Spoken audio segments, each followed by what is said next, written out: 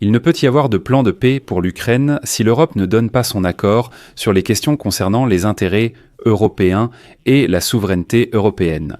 Le chancelier allemand Friedrich Merz a fait aujourd'hui une déclaration marquante en réponse aux spéculations américaines et russes.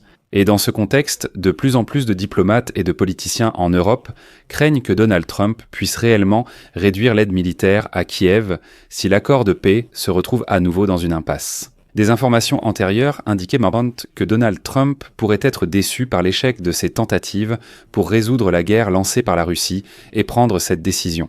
Et aujourd'hui, en Europe, on a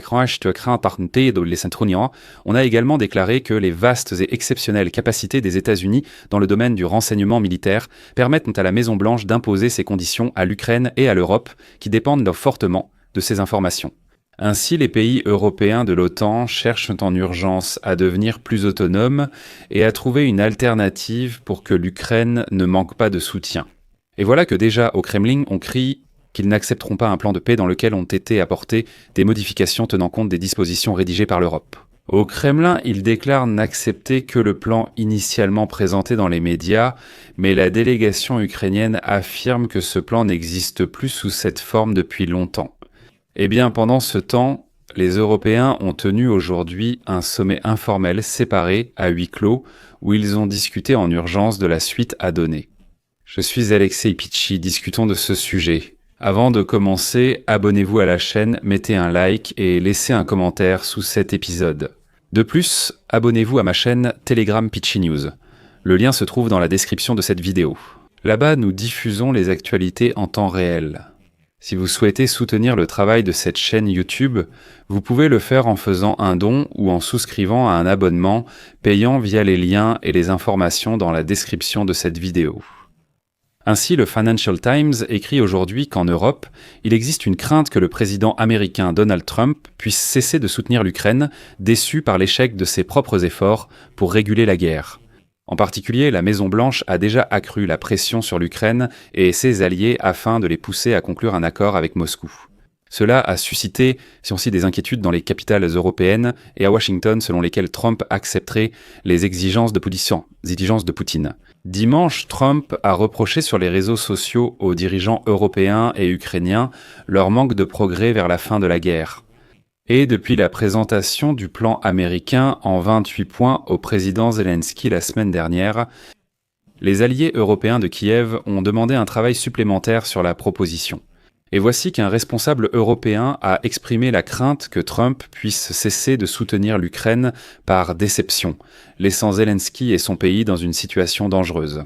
C'est un scénario auquel nous nous préparons évidemment, a-t-il déclaré. Parallèlement, les diplomates européens prévoient d'autres réunions entre la France, l'Allemagne et le Royaume-Uni la semaine prochaine. Parmi les autres participants possibles figurent les dirigeants de la Pologne, de la Finlande et le secrétaire général de l'OTAN, Mark Rutte. Et ici, je vais citer une déclaration importante de Friedrich Merz, chancelier d'Allemagne. « Il ne peut y avoir de plan de paix pour l'Ukraine si nous ne donnons pas notre accord sur les questions concernant les intérêts européens et la souveraineté européenne. » Et les Européens essaient vraiment en ce moment de toute leur force de trouver une alternative qui défendrait non seulement les intérêts ukrainiens, mais aussi les intérêts européens. Des informations indiquent que le plan américain pour mettre fin à la guerre Russie-Ukraine a été largement révisé lors des négociations à Genève. Il a été réduit de 28 à 19 points. On ne précise pas exactement quelles dispositions ont été supprimées. Cependant, cela s'est produit après que Kiev et ses alliés européens ont souligné l'inacceptabilité d'un certain nombre d'exigences dans le document. Ainsi, l'Ukraine a rappelé ses lignes rouges concernant la limitation des effectifs de son armée et les concessions territoriales, y compris l'abandon du Donbass. L'Europe a soutenu l'Ukraine et a souligné son droit exclusif de prendre des décisions concernant les avoirs russes, gelés, et la levée des sanctions imposées par Bruxelles. Mais ce n'est pas tout. Mais l'année dernière,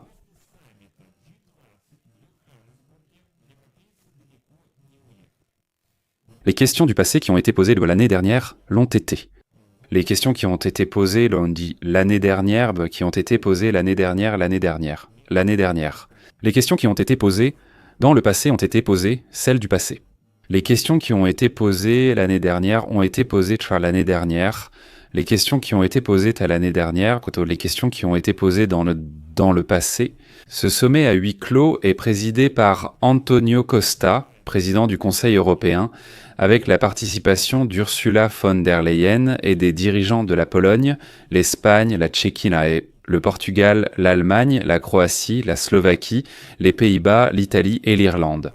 Participent également à distance au sommet la haute représentante de l'Union européenne, Kaja Kallas, et les chefs d'État ou de gouvernement de l'Autriche, Belgique, Bulgarie, Chypre, Danemark, Estonie, Grèce, Finlande, France, Hongrie, Lituanie, Lettonie, Luxembourg, Malte, Roumanie, Slovénie et Suède. Toute l'Europe participe actuellement à ce sommet à huis clos.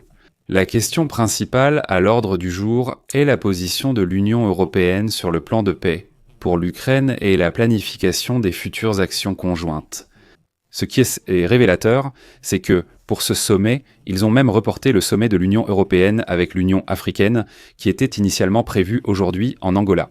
Mais les Européens disent « Union africaine, excusez-nous, nous avons des questions plus importantes, donc nous partons à notre sommet à huis clos ». Et c'est précisément pendant cette réunion que Zelensky a appelé Antoniyi Koshka pour raconter aux Européens tous les détails des négociations à Genève. Et je pense que, vous savez, dans cette situation, il était auparavant difficile d'imaginer tout cela. Qu'est-ce que cela signifie? Imaginez simplement. Les alliés de l'OTAN se réunissent lors de sommets informels quelque part en Afrique afin de décider comment réagir à la position quelque peu traîtresse d'un autre allié de l'Alliance, c'est-à-dire les États-Unis d'Amérique. Eh bien, je ne sais pas. Auparavant, il était tout simplement impensable que, dans le cadre d'une même alliance de l'OTAN, différents pays se réunissent de manière informelle quelque part pour discuter de ce que nous devrions faire. Parce que l'un d'entre nous se comporte de façon inadéquate et soutient clairement la position de l'adversaire. Et ce qui est intéressant, en ce moment même, l'Europe cherche d'urgence des moyens de ne pas se retrouver sans renseignements si la guerre en Ukraine se poursuit. Parce qu'au sein de l'Union européenne, on craint que Trump n'arrête tout simplement toute aide. Il faut se rappeler que Trump a déjà, une fois, cessé de partager des renseignements avec l'Ukraine pour l'inciter à accepter la paix selon des conditions favorables à la Russie. Les États-Unis menacent à nouveau d'agir si Kiev refuse le plan de paix de Steve Witkoff et Kirill Dmitriev. Il semble qu'à Genève, la tension soit retombée et la Maison-Blanche a annoncé que Trump avait retiré son ultimatum pour l'Ukraine. En Europe, on s'est interrogé sur la réduction de la dépendance aux renseignements américains. Les dirigeants de l'Union européenne discutent de cette question lors d'un sommet à huis clos. Que faire si Donald Trump arrête réellement toute aide à l'Ukraine? En effet, sans l'aide du renseignement américain, il y aura des problèmes, par exemple dans l'utilisation d'armes de précision à longue portée nécessaires pour frapper le territoire russe. Dans ce cas, frapper sera impossible.